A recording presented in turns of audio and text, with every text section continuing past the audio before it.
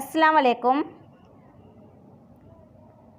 Standard 11 subject economics chapter number 9 जिसका नाम है कौमी आमदनी, जिसको गुजराती में हम क्या कहते हैं, राष्ट्रीय आवक।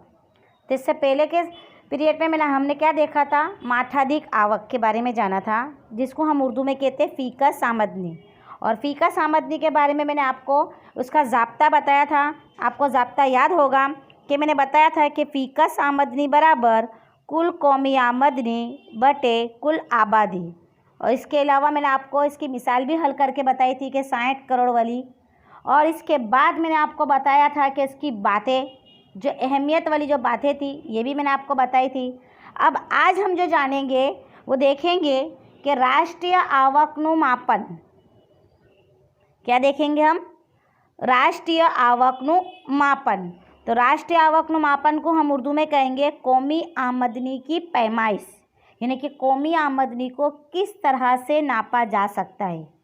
तो राष्ट्रीय आवक यानी कि कौमी आमदनी के यानी क्या होता है, कि किसे कहते हैं? तो कौमी आमदनी यानी कि गिनती और राष्ट्रीय कौमी आमदनी को मुख्तलिफ हिस्सों में मुनक़सिम कर उसके मुनहसिर पर कौमी आमदनी के 3 हिस्से किए हैं। यानी कि 3 हिस्से करने के बाद यानी कि उसको अलग अलग हिस्सों में मुनक़सिम करके उसकी जो सरमाया आता है, उसकी जो कद्र आती है, वो साल के दौरान उसका मजमुआ करने के बाद हमको क्या हासिल होती है, कौमी आमदनी। यानी कि उसको कितने हिस्सों में मुनक़सिम किया गया है, कौमी आमदनी की पैमाइश को, यानी कि उसके गिनने के लिए उसके कितने तरीके बताए हैं, 3 तरीके बताए। तो वो कौन कौन से 3 तरीके हैं? तो ये 3 तरीके हैं। सबसे पहला है उत्पादन पद्धति, दूसरा है आवकनी पद्धति और तीसरा है खर्चनी पद्धति। यानी कि पैदावार का तरीका, आमदनी का तरीका और खर्च का तरीका। याद रहे कि राष्ट्रीय आवकનું માપન કેટલી પદ્ધતિઓ હોય છે? તો 3। पैदावार का तरीका, आमदनी का तरीका और खर्च का तरीका। तो आज हम सबसे पहले यहाँ पर जो देखेंगे, इसका पहला पॉइंट देखेंगे हम पैदावार का तरीका। क्या देखेंगे हम? पैदावार का तरीका। और पैदावार के तरीके के अंदर यानी कि उत्पादन पद्धति के अंदर कितने पॉइंट है? अंदर 12 पॉइंट है। तो हमारा सबसे पहले क्या कौमी आमदनी का जो पैदावार का तरीका है, उसमें टोटल हमारे पास 12 पॉइंट है। और आज हम सबसे पहले पैदावार का तरीका देखेंगे। तो पैदावार के तरीके के वो 12 पॉइंट कौन से हैं हम देखेंगे। तो देखो, पैदावार के यहाँ पर मैंने आपको पॉइंट बताए कि उत्पादन पद्धति। तो सबसे पहले मैं आपको बताती हूँ कि उत्पादन पद्धति। तो उत्पादन पद्धति यानी कि पैदावार का तरीका। तो इससे पहले ही मैंने आपको लेसन में समझाया था कि जिसकी तारीफ़ हमको अल्फ्रेड मार्शल ने दी थी, पैदावार के ऊपर ही मुनहसिर थी। उसने हमको पैदावार के 3 बताए थे, एक था ज़राअत, सनअत और ख़िदमत। और उसने तारीफ़ भी पेश की थी कि साल के दरमियान मुल्क में ज़राअत, सनअत और ख़िदमत के शोबे की आखिरी शक्ल की अशिया और ख़िदमत की पैदावार का सरमाए की कद्र को कौमी आमदनी के तौर पर गिना जाता है। यानी कि पैदावार के तरीके के अंदर हमने पहले ही तारीख देख ली थी कि क्या साल के दौरान ज़राअत और सनअत हमारे पास थे, ये 3। ये अल्फ्रेड मार्शल ने हमको तारीफ़ दी थी। लेकिन यहाँ पर ये बताया है कि साल के दरमियान मुल्क में ज़राअत, सनअत और जो ख़िदमत के 3 शोबे हैं हमारे पास, ज़राअत, सनअत और ख़िदमत, पैदावार के 3 अवामिल जो कौन कौन से, ज़राअत, सनअत और ख़िदमत के शोबे की आखिरी शक्ल, याद रहे आखिरी यानी कि अंतिम, यानी कि ऐसी अशिया जो पैदावार होने के बाद उसका फ़ौरन बाज़ार के अंदर उसकी फ़रोख्त है, उसके अंदर कोई चीज़ हमको लगानी ना पड़े, पूरी तैयार शुदा अशिया ख़िदमत होए। ऐसी अशिया कि जो आखिरी शक्लों में हो, जिसको फ़ौरन हम क्या करें, बाज़ार में उसकी फ़रोख्त होए, बेचान होए, यानी कि उसकी लेन देन होए, ऐसी अशिया उसको हम कहेंगे आखिरी शक्ल की अशिया।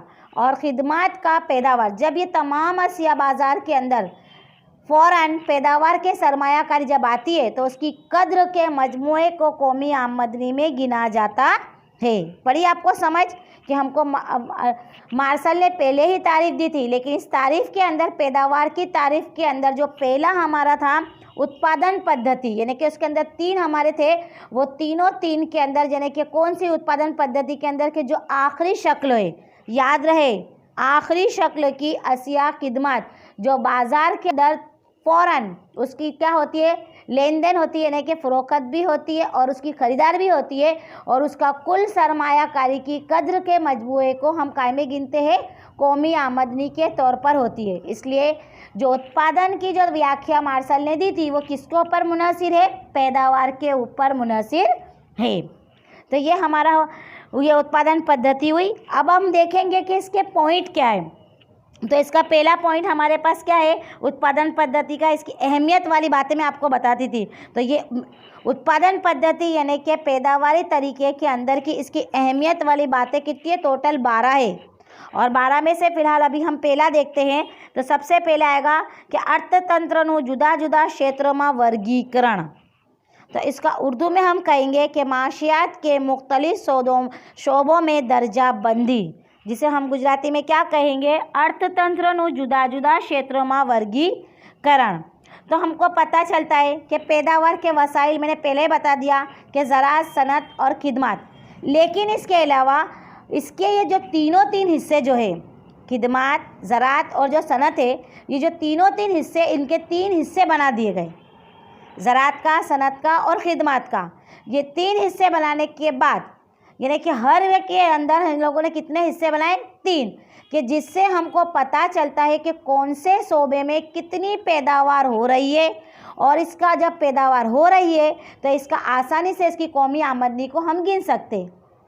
इसीलिए पूरे मुल्क का माशी निज़ाम को अलग अलग हिस्सों में मुनक़सिम कर दिया कि कौन कौन के हिस्सों में मुनक़सिम किया है। तो भाई ज़राअत, सनत और खिदमत वगैरह हिस्सों में हमने तकसीम कर दिया, और इनके अलग अलग करके हर एक हिस्से के अंदर पैदावार कितनी होती है, अशिया, खिदमत, ये तमाम की तमाम पैदावार कितनी होती है, ये हमको मालूम करने में आता है। और इसके बाद अब वो कौन कौन से पैदावार करने के अंदर है, तो भाई कौन कौन से इसमें दर्जाबंदी करी हमने, तो भाई कहते हैं ज़राअत है, सनत है, खिदमत है, बांध काम है, यानी कि तामीर का जो काम है वो, इसके अलावा जो आमद रफ्त के ज़रा है, जो ख़बर रसानी के ज़रा है, बैंक है, तालीम है, ये तमाम के तमाम शोबों में इसकी दर्जाबंदी कर दी गई। और करने के बाद उसके बाद तमाम हिस्सों के अंदर हर साल यानी कि साल के दौरान उसकी पैदावार कितनी होती है, और उस पैदावार के जो होती है उसकी फ़रोख्त, लेन देन किस तरह से होती है, ये तमाम के तमाम क्या उसका जो मजमुआ होता है, उसकी जो कद्र होता है, ये तमाम के तमाम मजमुए को मिलाकर कौमी आमदनी में गिना जाता है। तो होगा ये कि अर्थतंत्रना जुदा जुदा क्षेत्रों में वर्गीकरण। इसके बाद हमारा दूसरा पॉइंट था कि वस्तु के सेवानी पसंदगी, यानी कि अशिया के खिदमत की पसंदगी। तो कौमी आमदनी जब गिनी जाती है तब उसकी आखिरी शक्ल मैंने पहले ही बताई थी कि तैयार शुदा माल, यानी कि तैयार शुदा अशिया।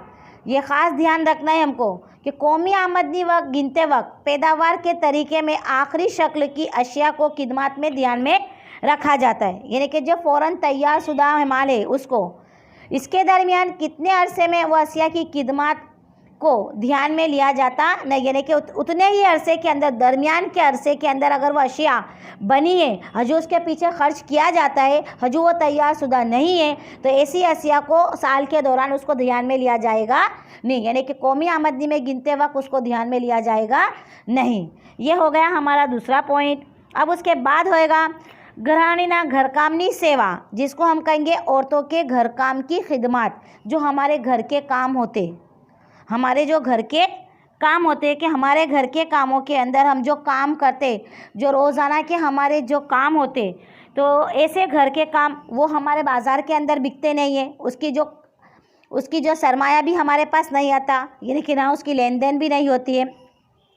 तो वो घर के काम जो बाज़ार के अंदर फ़रोख्त नहीं होते, उसकी जो सरमायाकारी है, उसकी कदरों को हम नाप नहीं सकते, तो उसे हम कौमी आमदनी में नहीं गिन सकते है, वो भी कौमी आमदनी में उसको ध्यान में लिया जाएगा नहीं। उसके बाद ये हमारा तीसरा पॉइंट हुआ। इसके बाद हम देखेंगे चौथा पॉइंट है हमारा स्ववपराश, यानी खुद इस्तेमाली। आपको लिखना हो तो आप लिख सकते हैं कि स्ववपराशी का मतलब होता है खुद इस्तेमाली। क्या कहेंगे उसको? हम खुद इस्तेमाली कहेंगे। तो खुद इस्तेमाली यानी कि ऐसी अशिया कि जो हम खुद इस्तेमाल करते हो, जिसको बाज़ार में ऐसी अशिया की खिदमत जो हम अपने इस्तेमाल के लिए उसको बना रहे हैं और उसका इस्तेमाल कर रहे हैं और उसको हम बाज़ार में फ़रोख्त नहीं करते। और जब फ़रोख्त नहीं करते तो जाहिर सी बात है ना सरमायाकारी हमको मिलती है, ना उसकी कोई कदरों को हम गिन सकते। तो ऐसी अशिया को भी हम राष्ट्रीय आवक यानी कि कौमी आमदनी में उसको ध्यान में नहीं लेते, उसको गिना नहीं जाता।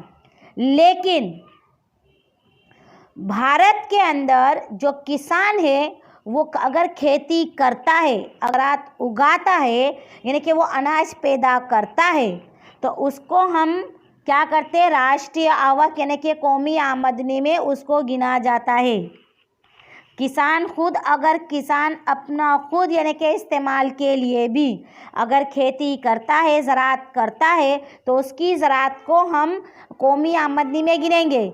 लेकिन हम खुद इस्तेमाल करने वाली हुई अशिया को जो बाज़ार में नहीं बिकती है उसको हम गिन नहीं सकते। लेकिन देखो, किसान अनाज पैदा करता है, वो खुद पैदा करता है, खुद इस्तेमाल तो करता है, लेकिन वो अनाज को बाज़ार में फ़रोख्त करता है, उसके ज़रिए उसको सरमाया हासिल होता है।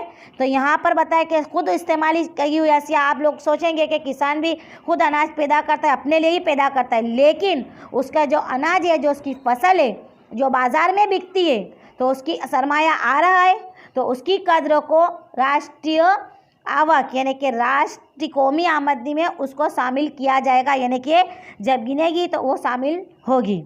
इसके बाद है हमारा संरक्षण पॉलिस यानी कि हिफाजती पॉलिस। इसको हम कहेंगे उर्दू में दफ़ा पॉलिस भी कह सकते हैं।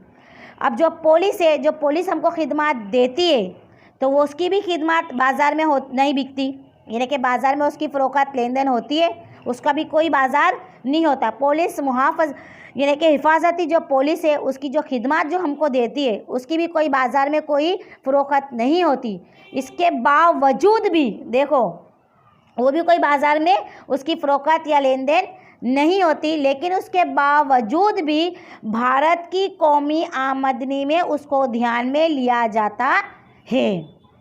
यहाँ पर ये मेन पॉइंट है कि खुद इस्तेमाल की हुई अशिया को ध्यान में नहीं लेते, लेकिन जो किसान जो फसल पैदा करता है उसको भी कौमी आमदनी में हम ध्यान में लेते। लेकिन इसके बाद जो हिफाजती पॉलिसी है, जिसकी भी कोई बाज़ार के अंदर कोई लेन देन नहीं होती, इसकी भी कद्र हमको नहीं मिलती, सरमाया नहीं होता, लेकिन इसके बावजूद भी उसको कौमी आमदनी में गिना जाता है। क्योंकि इससे पहले मैंने आपको तारीफ़ दी थी कि जिसकी लेन देन होती है और जिसकी बाज़ार के अंदर सरमाया आता है उसको हम कौमी आमदनी में गिनते। लेकिन यहाँ पर तो खुद इस्तेमाल की हुई अशिया और पुलिस की हिफाजती जो है, हिफाजती जो पुलिस है वो बाज़ार में बिकती नहीं, उसकी खिदमत भी कोई इसका सरमाया नहीं आता, लेकिन इसके बावजूद भी उसको कौमी आमदनी में ध्यान में लेते हैं। इसके बाद आएगा तो हमारा आरोपित भाड़ों, जिसको हम कहेंगे मुआवजा किराया। मुआवजा किराया किसे कहते हैं? सबसे पहले हम ये बात देखेंगे कि मुआवजा किराया इसे कहेंगे कि खुद के मकान यानी कि हमारा खुद का मकान जो दूसरों को भाड़े देते, यानी कि किराए पर हम देते, और किराए पे देते, यहाँ पर मैं क्या बोल रही हूँ, किराए पर देते। लेकिन फ़र्ज़ करो कि मान लो कि हमारे पास एक मकान है और वो मकान हमारा खाली है। खाली होने के बावजूद अगर हम सोचते ऐसा कि ये अगर मेरा मकान मैं उसे भाड़े से दूँ, हमने उसे दिया नहीं है, सिर्फ हम क्या सोच रहे कि मैं उसे भाड़े से दूं, तो अंदाज़न मेरे पास 5,000 7,000 इसका किराया आ सकता है। हमने वो मकान को भाड़ा से दिया नहीं है, यानी कि किराए पर दिया नहीं है, तो उसको हम कहेंगे मुआवजा किराया। यानी सिर्फ हमने ऐसी सोच जुड़ाई, लेकिन सोच जुड़ाने के बाद अगर मान लो कि वो मकान फ़र्ज़ करो कि मैं उसको किराए पर दे रही हूँ और उससे जो मेरे को जो हासिल हो रहा है किराया, तो वो मेरा क्या कहलाएगा, वो भी मेरी राष्ट्रीय आवक में यानी कि कौमी आमदनी में उसे गिना जाएगा। यानी कि तुम उसे भाड़े से दो या ना दो, लेकिन अंदाज़न उसका अगर वो आता है किराया तो उसको हम कहेंगे आरोपित भाड़ों, जिसको हम उर्दू में कहेंगे मुआवजा किराया। यानी कि हमने वो मकान यानी कि ख़ुद के मकान को दूसरे से भाड़े देना चाहते हैं और उसका यानी कि उसको किराए पर देना चाहते हैं, और जो हमको किराया हासिल हो सकता है, हुआ नहीं है, हो सकता है, तो उसे हम क्या कहेंगे, मुआवजा किराया। और इसे भी हम कौमी आमदनी में गिनते हैं, उसे भी कौमी आमदनी में गिनाया जाएगा। तो यहाँ पर मैंने आपको कितने पॉइंट समझाए, 6 पॉइंट समझाए। यानी कि उत्पादन यानी कि राष्ट्रीय आवक यानी कि कौमी आमदनी की पैमाइश के तरीके टोटल कितने हैं, 3 हैं। कौन कौन से तरीके 3 हैं? एक तो उत्पादन पद्धति यानी कि पैदावार का तरीका, दूसरा आवकनी पद्धति यानी कि आमदनी का तरीका, और तीसरा है खर्चनी पद्धति यानी कि खर्च का तरीका। तो यहाँ पर मैं आप लोगों को सबसे पहले जो पॉइंट बता रही हूँ वो उत्पादन पद्धति का पॉइंट है, और उत्पादन यानी कि पैदावार के तरीके के पॉइंट है, और उसके टोटल पॉइंट कितने हैं, 12 पॉइंट है, जिसमें से हमने अभी फ़िलहाल कितने समझे, 6 समझे। कौन कौन से समझे? मासियात के मुख्तलिफ शोबों में दर्जाबंदी यानी कि अर्थतंत्रનો जुदा जुदा क्षेत्रों में वर्गीकरण। उसके बाद दूसरा है अशिया के खिदमत की पसंदगी यानी कि वस्तु के सेवानी पसंदगी। तीसरा है औरतों के घर काम की खिदमत यानी कि गृहिणीना घर कामनी सेवा। उसके बाद चौथा पॉइंट है खुद इस्तेमाली यानी कि खुद बनाई हुई अशिया अपने खुद जो इस्तेमाल करते हैं वो सब वपराश। और 5वां पॉइंट था हमारा संरक्षण पॉलिस यानी कि हिफाजती पॉलिस। और 6ठा पॉइंट था आरोपित भाड़ों जिसको हम उर्दू में कहेंगे मुआवजा किराया। तो ये 6 पॉइंट मैंने आप लोगों को समझाए। अब उसके बाद के पीरियड में हम नेक्स्ट पीरियड में हम दूसरे 6 पॉइंट देखेंगे उत्पादन पद्धति के यानी कि पैदावार के तरीके के।